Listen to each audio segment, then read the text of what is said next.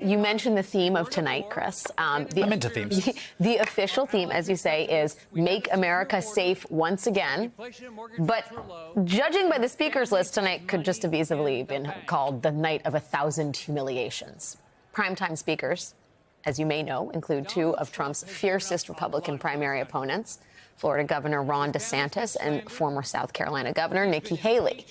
Now, while losing candidates often speak at the victor's convention, Trump's humiliation of these particular rivals reached a different order of magnitude during the Republican primary.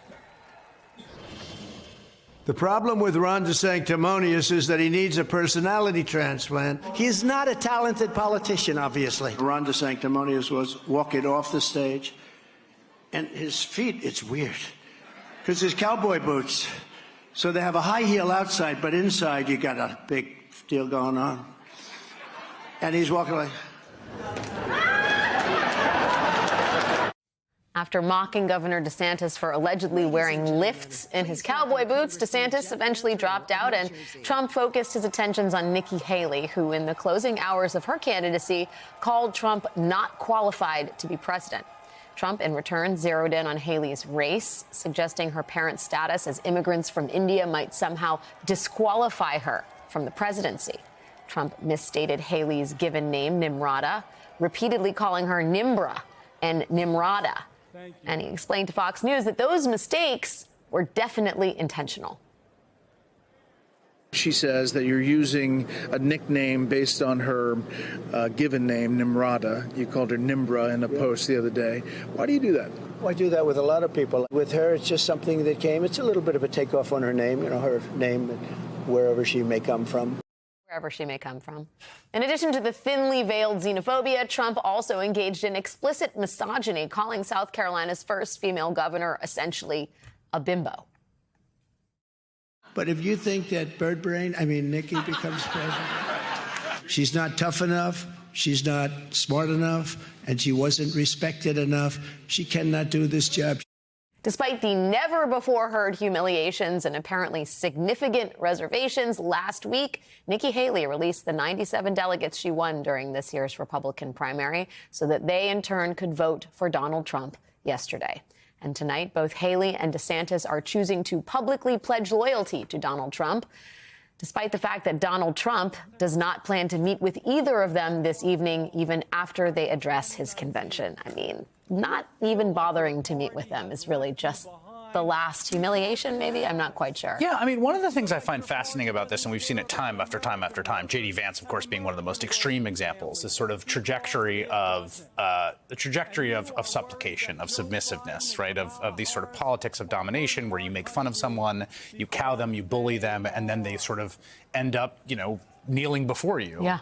And this happens time and time and time again. And it's a huge part of the sort of Trump mystique and shtick within the base, that he's the powerful one. He's the sort of dominant one. What I find remarkable is there's these two twin impulses in any human psychology like these folks, which is ambition and ego and self-regard. And it's wild to watch. Like, I just feel they're very divorced from one another in this. That's my point. Yes. They're in total war with each other. In a weird way. What I find remarkable is to watch. I just feel like, just speaking for myself, like, I don't have it in me to humiliate myself that way because my ego's too big and I have too much vanity. What I find amazing is that they don't. Everyone, and you, I will say, Alex Wagner, sitting at this desk, or actually another desk, you were like, Haley's going to fall in line on those primary nights. I have to say, I was the naysayer. I didn't believe it. I don't understand what the point of her candidacy was. I know someone who does understand. Fearless forecaster. Yes, someone who does. Joining us now live from the arena there in Milwaukee, McKay Coppins, staff writer for The Atlantic. McKay, let me ask you this first, because Alex made this point. So this is always the case at conventions, that there are unity events, and particularly after contested primaries, they feature the other contestants, right? So that is part of what a convention is for, right? That we're all rallying behind the nominee. And look, we have all these people. In 2016, Ted Cruz famously did not do that. I was actually inside watching him give that speech when he said, vote your conscience.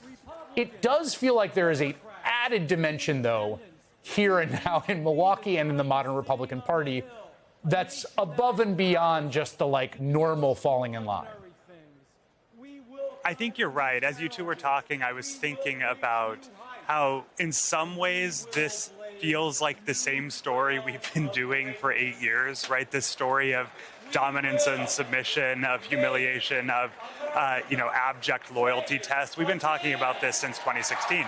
But I was thinking back to that convention in 2016. I was there too, and there were still back then signs of kind of the fractiousness within the party.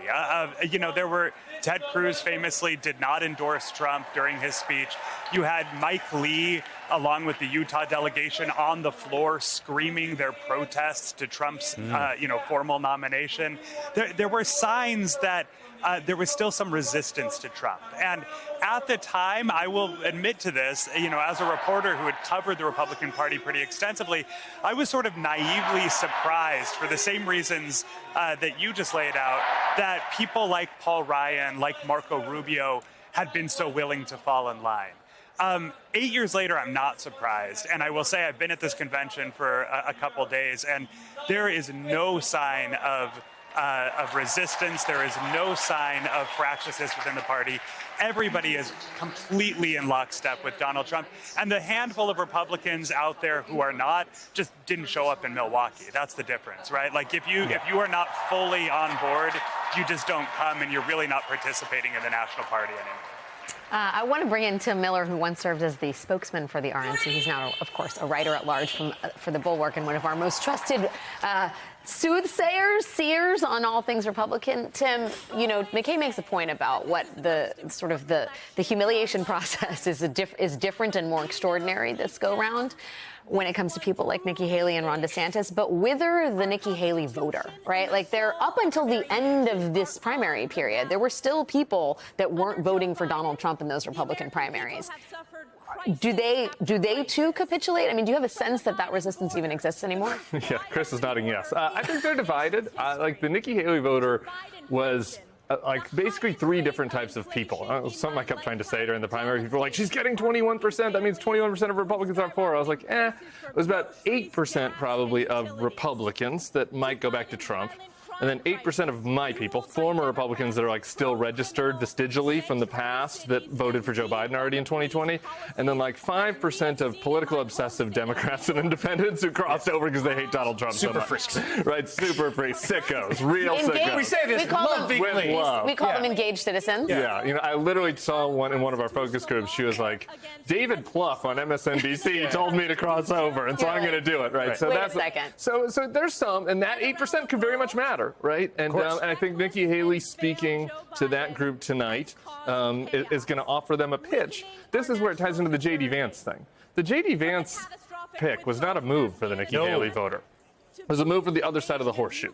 Running up numbers even more about working class white men, running up numbers even more with younger based voters. And based, not base. Voters. The Vance pick makes the Haley speech tonight absurd. Actually, it'll be interesting to watch. That's a good point. Because she's like, "Oh, I'm doing this because Donald Trump will still make people safe," but it's like both of them now want to give Ukraine to Putin. Yes. Although one of the things I'll say, and McKay, I'm curious if we've been listening to some of the speeches, which again, let's just be clear, your median convention speech is just not great oratory and, eminently forgettable. That's true of all parties and all the conventions I've been to. But McKay, when am I looking here? Am I looking? Thank you. McKay, the question I have for you is, so one thing that conventions can do very effectively, and I think you saw this in 2020 with the Trump convention when he swore in the new immigrants in the White House, is to play against type, right? You're trying to get people to vote for you. You've got this big platform to people to vote for you that aren't already there. You can play against type. So George W. Bush, all the compassionate conservative stuff.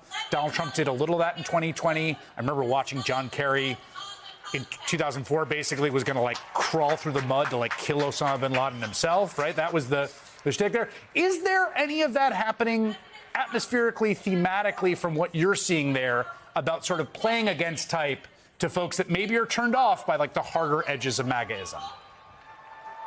I would say, to Tim's point, if anything, they're going the other direction, right? I have not seen a lot of appeals to Mitt Romney Republicans, Nikki Haley Republicans, Reaganism. Like that is so fully in the rearview mirror. Now, I guess the caveat is that there are a lot of kind of speeches that are not broadcast in prime time that are just kind of very standard anodyne Republican talking points that like you've heard 1,000 times. Yeah. But for the most part, the big moments are not appealing to that that left behind faction of the Republican Party. They've got the Teamsters on stage, and they're trying to appeal more to the kind of disenfranchised or frustrated parts of the Democratic coalition. Yeah. I can say, after having spent some time in the last couple of days texting with some of those old guard Republicans, they have not seen a single thing in this convention so far that makes them excited about Donald Trump. If anything, they feel more alienated.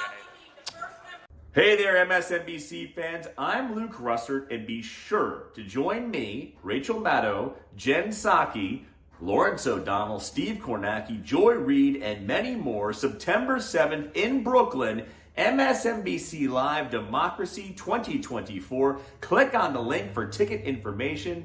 We will see you there.